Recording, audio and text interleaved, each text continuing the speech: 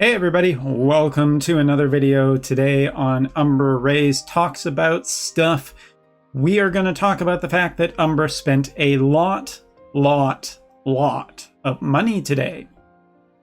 For more information on why that's important to the channel, tune into tomorrow's live stream. Alright, okay. So you might notice something a little bit different here. Umbra has made a global account. Now, before anyone goes, oh my god, Umbra, are you going to start playing global? No, I'm not. The name is Wiz. Read the room. I'm not to be rude, but I'm not playing two versions, especially when they're almost the exact same nowadays, with JP just edging out by a month. So that's not why I'm here. I'm here to talk a little bit about this thing that seems to be a really point of contention, which is the fall set release, and to do with her and what I assume. I'm going to get ahead of the game on this one and just call it out right now. I expect O to be the exact same situation as what we are seeing with fall set. Now, here's the thing. I see some people writing that this is a disappointment, and I get that. Specifically, just looking at this character on average, this is kind of disappointing if you've been saving up and waiting for her and you're excited about gunners and whatnot. This doesn't feel that great to get this kind of information.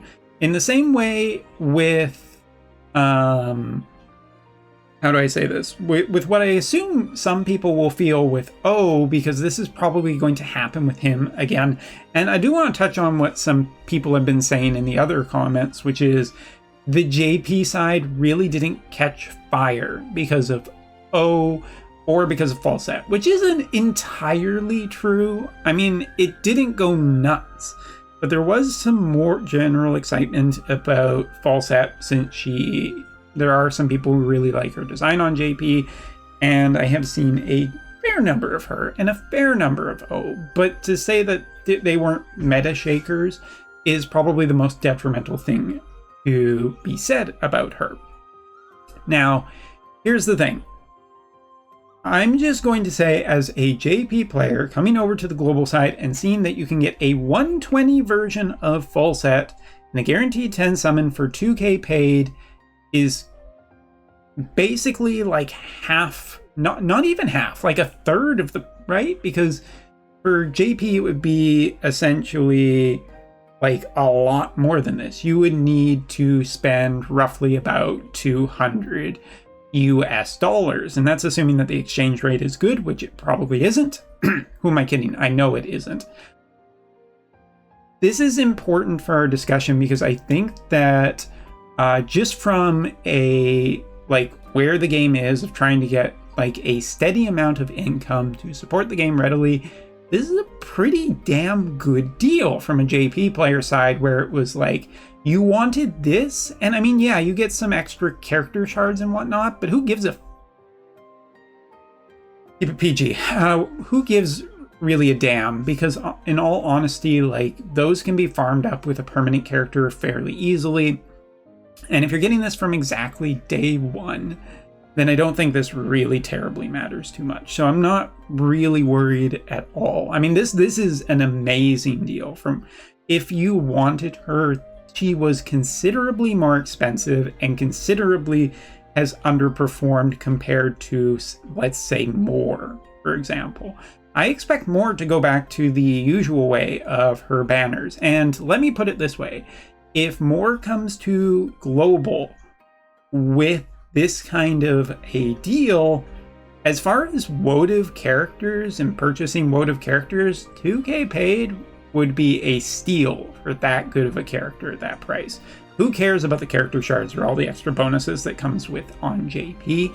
This is just straight up better value. If we are to go with the usual gacha player's idea that I'm going to be spending money and getting these characters anyway, this is really, really good, and it would be insanely better if more was also at this same value. I think that this is just because they underperformed on JP and they want to essentially kind of make it more tempting because they are a business and they do want to earn money. But the other thing I'm going to talk about real quick is this, which is the gauge summons. On JP, it is not this good. We do not get a 25% in the guaranteed slot, and I do know this doesn't mean anything when you get up to there and you fill it up. Like, I get that. But JP's rates were not particularly this high.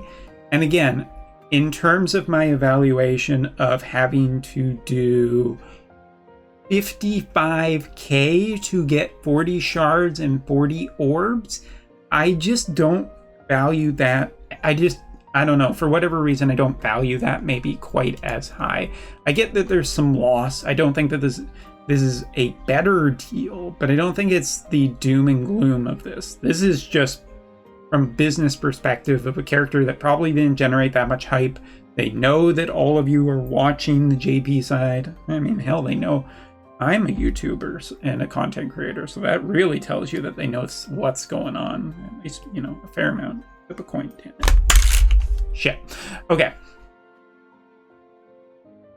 I get the frustration of there not being this, and when anything changes, it's the doom and gloom, it's the end of the world, and everyone is going to die. However, I think that that is very, very way too panicked. Like, I just don't think that is the case at all here. I think you're totally fine. I don't think Wotv is in a bad place. And again, Peachin, who is essentially the #1 content creator for Wotv, at this point basically on JP and Global, because that's where we get a lot of our info from, he is feeling particularly so good about the game that he decided to make a second channel dedicated just to Wotv. There is not that much negativity, and I think also, just to really restate something, I don't particularly pull my punches. When I feel that the game is in a bad place, I say it. When I don't feel that the game is in a bad place, I will be like this, and fairly reasonable. So yes, for Falset people and probably O people, this might be the doom and end of your world, but I don't think it's that big of a deal, because these characters are eventually going to end up on, you know, selected tickets for the month, for the like 10-day, you know, the 10-day thing, and also just talking about like half anniversary select banners. Undoubtedly this character is going to be on there, so just wait. If it really bugs you that much, then don't support this. Don't give him your resources. Don't do anything. Just hang on and wait for, you know, better characters, and then around anniversary, just get the fall set of your dreams and just enjoy and have fun for whatever reason.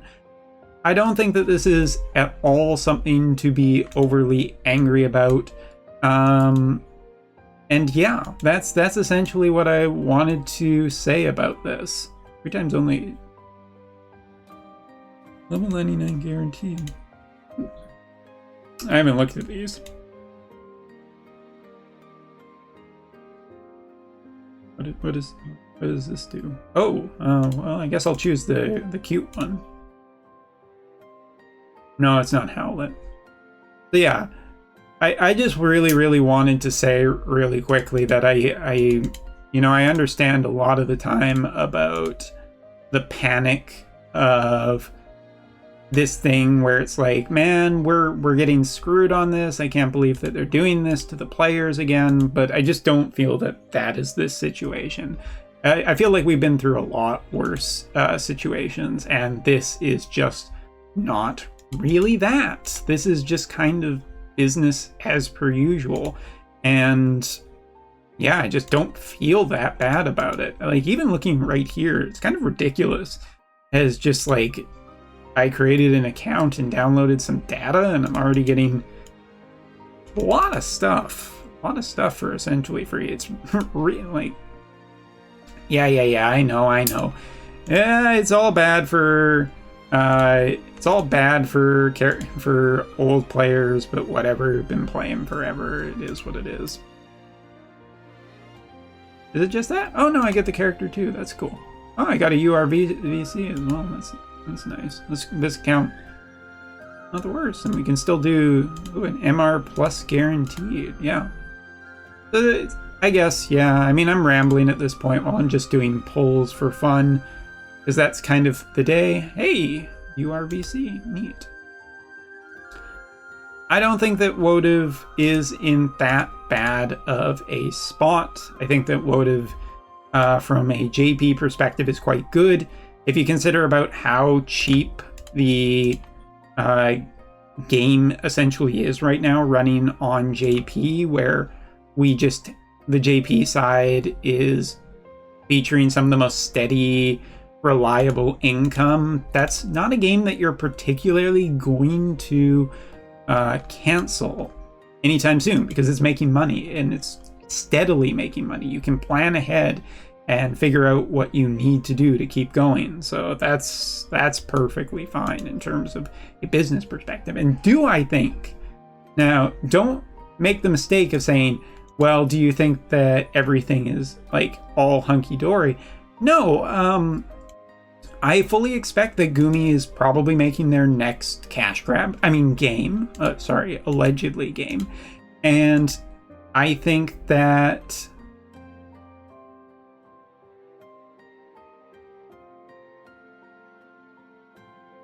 I think fully that that kind of stuff will continue to happen into the future, where it's like, oh yeah. I mean, they're going to, do that one,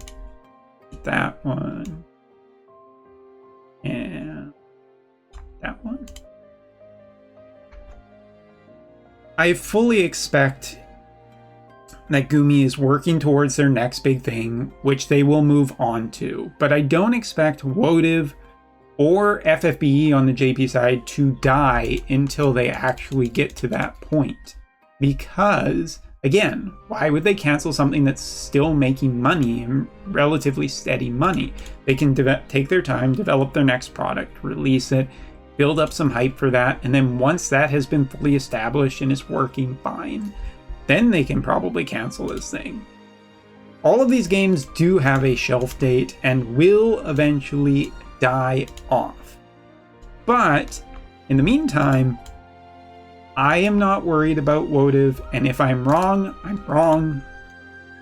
But I mean, if at this point, there's nothing new about saying that gacha is the way that we expect it to be, which is that any money you sink in is gone forever. And that doesn't make really much of a difference if the game is ending in 3 months, which is the lowest amount of time you would get. So, I don't know, you spend $50 or whatever trying to get this character, and then you just go.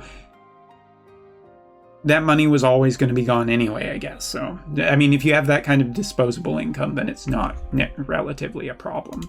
But there it is. There's my opinion, such as it is. Thank you so much for watching. If you agree with me, great. If you don't agree with me, whatever.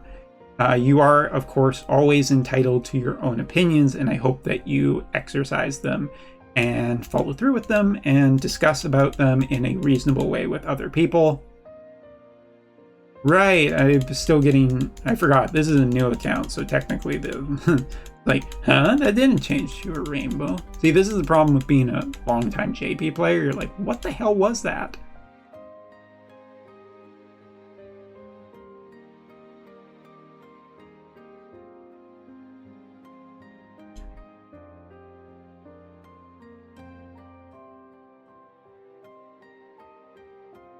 Okay, I wasn't Oberon for a second there. I was like, hey, is he following me around? But anyway, I'm not keeping this account. I just did this to make a specific point. And no, I will not be continuing this because I don't have time right now to be playing 2 Wotv accounts. Are you crazy? Are you kidding me? I'm about ready to drop Swords of Convalria just because I don't have actual freaking time for it. But, whatever. Anyway, thanks so much for watching. Hopefully you enjoyed this. If you want to discuss with me, I will be live streaming tomorrow and we can come talk about it. Maybe I'll be playing mecha games, card games, but I welcome the discussion. I guess Falset doesn't like me on this account either. Thanks so much for watching. Later.